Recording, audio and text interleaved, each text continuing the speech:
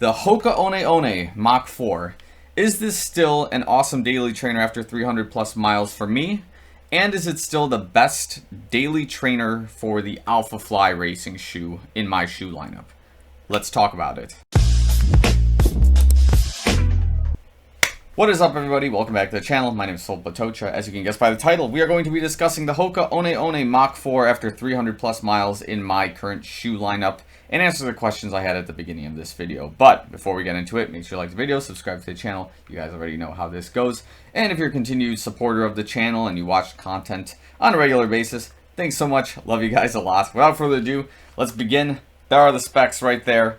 And let's just break it down. So, I mean, you've probably seen the earlier reviews I've had for this shoe on the channel, so I'm not going to go break down the general specs nearly in depth. I'm just going to go ahead and answer these questions. First of all, let's talk about what the shoe looks like after 300 plus miles. So, the outsoles look a little bit something like this. This is the left foot. This is the right foot. These are the heels for both shoes respectively. And we'll begin again with the left foot because that's just the easier one of the two. Yeah, basically, as you can tell by the bottoms and the outsole of the shoe, it's pretty smoothened out. But it still has a lot of life because the ProFly hasn't been necessarily touched in this shoe, which is, I think, the critical piece of this shoe that's still keeping it alive. And I think the ProFly itself, which is the red foam here, brings a lot of life to the shoe that gives it a snap that I think resembles Zoom X to an extent, but also has a similar feel to the React, which has a lot more response, a lot more resilience, durability overall. And the actual outsole of the shoe resembles something a little bit more dense as a foam that's just designed to take the impact and ultimately just designed to protect the ProFly from taking any sort of damage which could inhibit its ultimate performance while you're running. So that's kind of just my big summary, I would say, with this shoe. But yeah, let's talk about this right foot, which is always the culprit with everything. So as you can tell, the ProFly is a lot more exposed, but not quite to the point where the ProFly is necessarily starting to be the main point of impact when I'm running. You can see in some areas right here on the anterior side of the shoe that it is beginning to flatten out, and the ProFly is in fact beginning to feel a little bit of impact on the ground. Now, from what I'm experiencing right now, it isn't impacting the shoe too much. Maybe this is just because the last couple of days in the city have been a little bit rainy, a little bit wet, and maybe that slip I'm feeling is probably the rain, but it is also possible that the shoe could be running flat and I could be losing the grip that would have otherwise been available from this outsole. Now, don't get me wrong, this shoe is never a grip master to begin with, but when you're used to the shoe, you kind of have this Stockholm Syndrome effect of what feels like grip, and in this case, I think whatever felt like grip in this shoe is starting to wear off just a smidgen, but I think the performance is still currently there, if not just a tad lower than it was since like the beginning of when I had this shoe. And that's to be expected. Like, I'm not going to say, oh yeah, this shoe is still like good and it's alive and it's the best thing I've ever run in. Right now it's like reaching a point where you can call it the end of life after like 50 to 100 plus more miles. And if I hit 400 plus miles in this shoe, this is going to be like one of the best daily trainers in my lineup next to the Pegasus 37 that I've had like all time. So I'm really optimistic that this could be the case, especially seeing that the left foot itself still has plenty of life. So if you're like the average runner and you're at 300 plus miles and your outsole looks something like this, I think you're in a good spot. I think you can definitely punch out like 600, 700 miles in this if you're like if your form is a lot better than mine, is essentially what I'm getting out of this.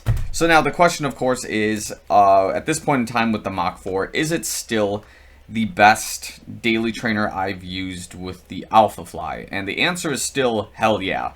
That is mostly because, again, the general specs need to line up between both of these shoes. And with the Alphafly, the heel, I believe, is 39 and the forefoot is 35, which gives this a 4mm offset overall.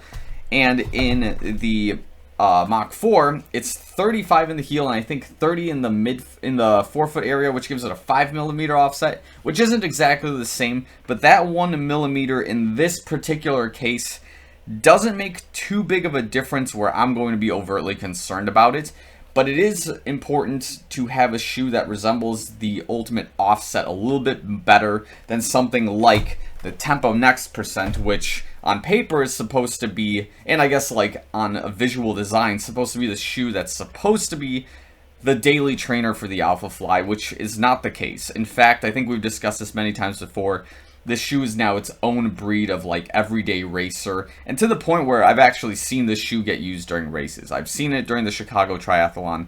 I've seen it once before, I think during Ironman Chattanooga during a live stream. I think Ben Hoffman was using a variation of this shoe, maybe a different color and whatnot. And I remember looking at it and thinking, wait a minute, if he's racing in that shoe, if the ITU rules are similar to the marathons and the Olympic rules, that shoe is technically illegal to race in because this is a 41 millimeter heel. And yeah, it's supposed to be a 40 cap. So I don't know. That was just something I was thinking about. But the point I'm getting here, besides that crazy tangent, is that the 4 millimeter offset in the Alphafly versus a 10 millimeter offset in the Tempo Next Percent it just doesn't line this up very well as a daily trainer.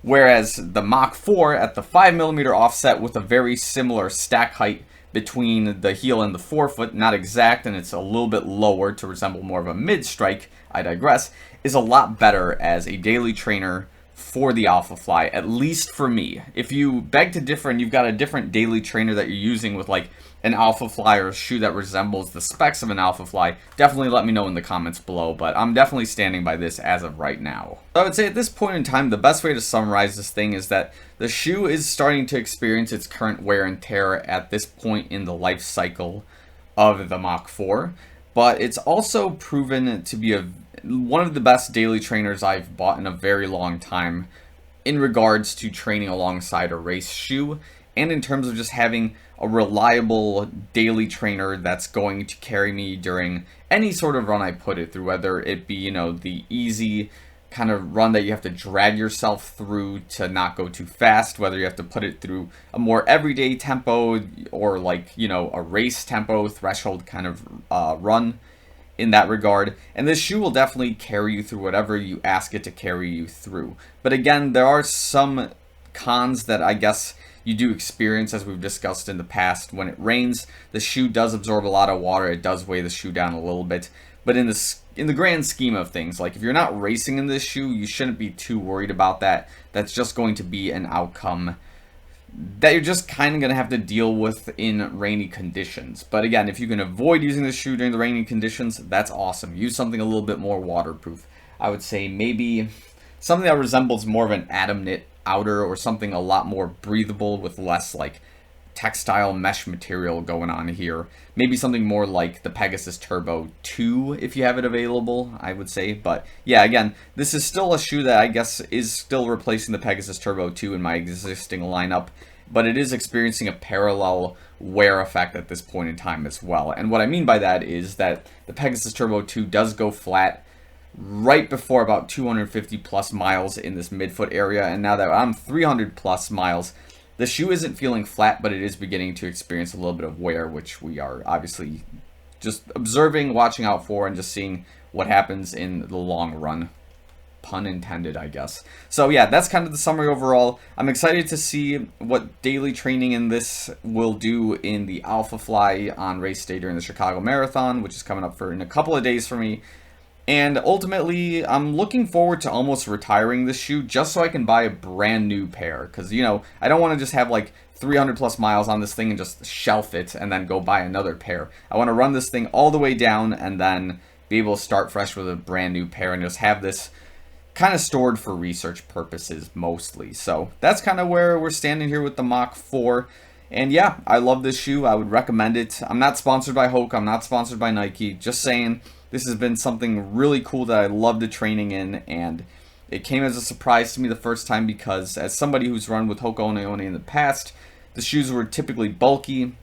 The outer textile rubber mesh hybrid uppers they had were really weird, and they would break very easily, and my toes would rip through those shoes. I'm specifically calling out the Arahi series in this particular case, but this thing is something beyond the Arahi because this is more of like a speed shoe rather than something that's supposed to be comfortable. and more of a stability kind of build. So yeah, whatever. We're not going to rip at the Arahi anymore. There was a good time, but that time is long gone. That was like so 2016, so 2017. So yeah, that's it with the Mach 4. If you guys got any questions about the shoe that I may have not addressed in the video, definitely leave it in the comments below. If you agree or disagree with the assessment, you guys know how this goes. Also drop it down in the comments. I'd love to hear what you guys think. But yeah, that's all I've got for now. So thanks so much for watching this video. I'll see you guys in the next one.